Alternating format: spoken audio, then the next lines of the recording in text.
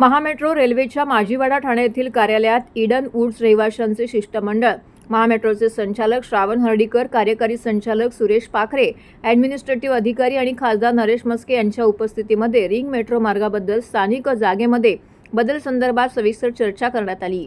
रहिवाशांचा प्रमुख मुद्दा ring metro मार्गाबद्दल आणि स्थानक जागेत बदलाबाबत ईडन वुड्स रहिवाशांनी आग्रही आहेत। खासदार नरेश म्हस्के म्हणाले की लोकप्रतिनिधी म्हणून नागरिकांच्या समस्या योग्य पद्धतीने संबंधित अधिकाऱ्यापर्यंत पोहोचवणं आणि त्यावर तोडगा काढण्यासाठी पाठपुरावा करणं ही आपली जबाबदारी आहे।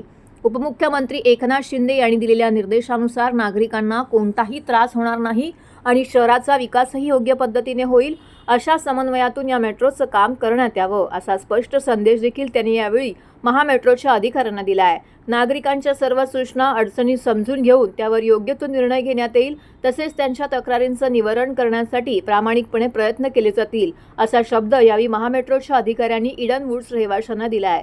सदर बैठकीत ईडन वुड्स कॉम्प्लेक्समधून प्रतिनिधी रजनी पितळे, विवेक सोनार, श्रीदेवी पिल्ले, राजेश अनंतकृष्णन, विलास तसखेडकर, सुधांशू चौसाळकर, दिनेश कांडपाल, श्रीराम नगरकर, रवी अय्यर, हिरानंदानी मेडोजमधून संतोष विश्वनाथन उपस्थित होते।